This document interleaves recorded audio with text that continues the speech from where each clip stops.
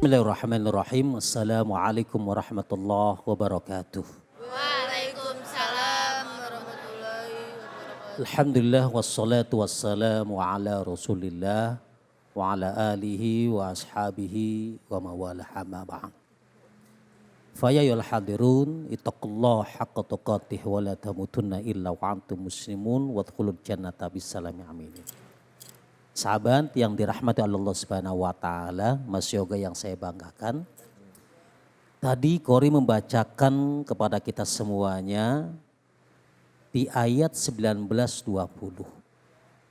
Kalau kita bicara tentang ayat ini ada kaitannya dengan ayat sebelumnya.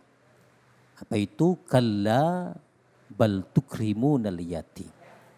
Sekali-kali tidaklah demikian, sebenarnya kamu tidak memuliakan anak yatim.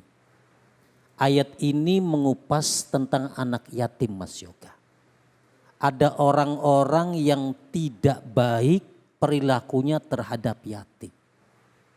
Di episode sebelumnya saya pernah bicara bahwa solusi menangani anak yatim itu dua, Mas Yoga.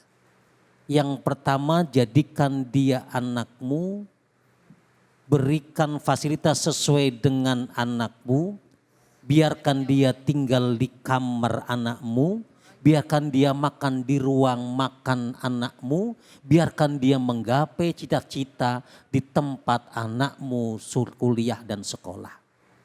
Yang kedua, cara menangani anak yatim adalah nikahin emaknya. Begitu Kiai, nikahin emaknya. Dengan menikahin emaknya engkau akan punya anak, di mana anak itu ada anak yatim yang dia berbahagia karena punya ayah baru. Mas Yoga siap? Belum siap, Kiai. Ada istri saya lagi nonton. Iya. Kalau menikahin emaknya yatim, kemudian dilihatnya ibunya cakep, semok, demplon, itu bonus namanya. Betul? Tapi kalau kemudian dilihat maaf, udah umur, rempong, itu namanya nasib. Namanya Nasi. Nah, di ayat ini kita juga bicara tentang ada orang-orang yang tidak memuliakan anak yatim. Apa yang mereka lakukan? Yang pertama, wala tuhadduna ala ta'amil miskin.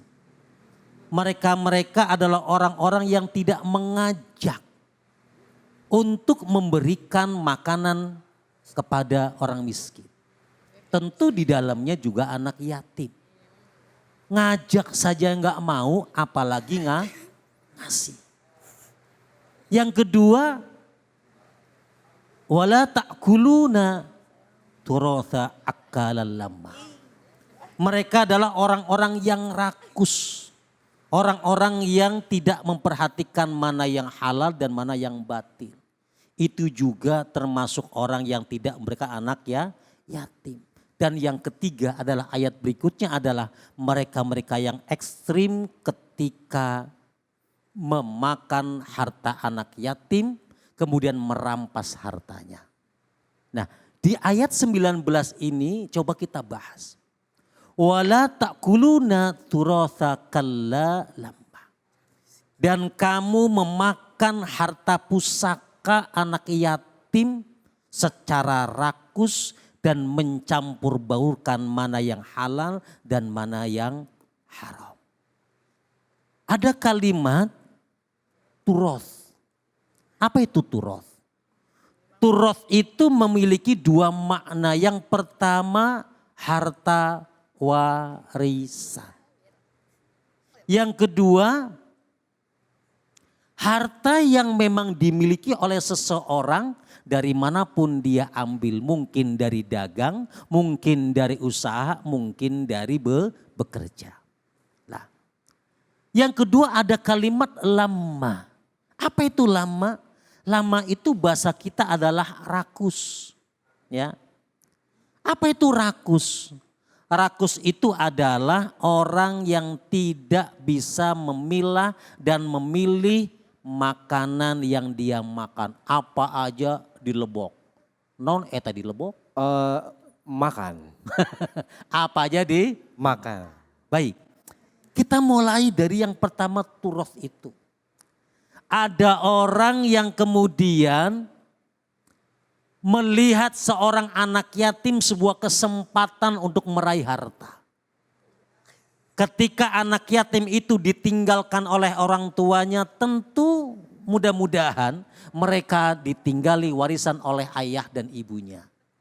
Tapi ternyata sebagian dari kita ada orang yang kemudian mengambil harta itu tanpa peduli dan kemudian menipu anak yatim itu untuk dia ambil hartanya.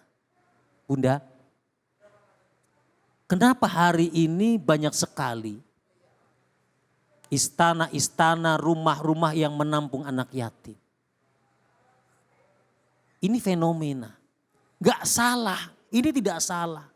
Tetapi yang menjadi problem adalah karena memang kita sendiri tidak menangani anak yatim dengan baik. Rumah kita tidak dibuka untuk tempat tinggal anak yatim.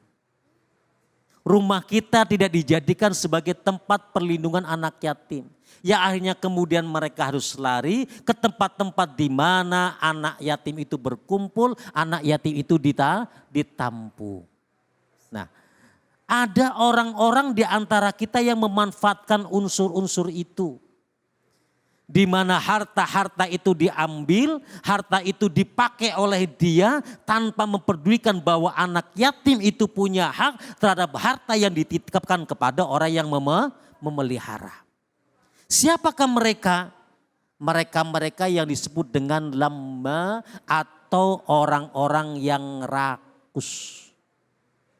Orang yang rakus. Apa itu orang yang rakus? Imam Hasan Al-Bisri mengatakan bahwa orang rakus itu adalah qala nasibahu wa nasibas sahibi. Orang-orang yang memakan bagiannya dan memakan bagian orang lain. Sudah untung Mas Yoga, tak untungnya orang diambil. Sudah dapat bagiannya dia dari warisan orang tuanya, masih aja ngambil bagian saudaranya. Malah sebagian dari kita ada yang protes sama Allah. Enggak, pokoknya saya enggak mau warisannya harus dibagi rata. Ada yang begitu? Ada yang begitu? Yang begini rakus. Serah. Padahal Allah sudah ngasih payung, sudah ngasih aturan di dalam Al-Quran. Lihat An-Nisa ayat 11. Yusikumullah fi auladikum lidzakari mithlu haddin unsaya. Allah mewasiatkan kepada kalian semuanya bahwa laki-laki itu 2 bagian daripada perempuan. Kenapa laki-laki ada 2 bagian? Karena nanti dia akan jadi kepala rumah tangga. Karena dia nanti akan bertanggung jawab kepada anak-anak dan istrinya. Kenapa perempuan dapat 1 bagian? Karena nanti perempuan akan menikah dengan seorang laki-laki, seorang suami yang nanti ketika dapat warisan dia dapat 2 bagian. Iya. So, ibu dapat warisan dari orang tuanya, teriak. Enggak, dapat 1 bagian, pokoknya bagi rata. Ibu nggak mau tahu, pokoknya bagi rata. Bagi rata. Akhirnya laki-lakinya ngalah, ya dah bagi rata. Tahu-taunya ibu punya anak. Anak menikah sama perempuan. Ini anak ya, ini anak yang perempuan, anak perempuan menikah dengan yang lainnya. Ternyata ini anak, ternyata anak ibu cuman dapat bagian 1 bagian padahal anaknya laki. Terima apa kagak? Atau nggak jauh-jauh suami ibu cuman dapat 1 bagian, mau apa tidak? Gak. Mau apa tidak? Gak. Kenapa? Giliran suami dapat 1 bagian kagak mau, giliran ibu dapat 1 bagian kagak rela. Apa yang menyebabkan orang itu ribut dengan warisan? 2 hal. Yang pertama rakus, yang kedua enggak ada warisan yang dibagi. Terima kasih.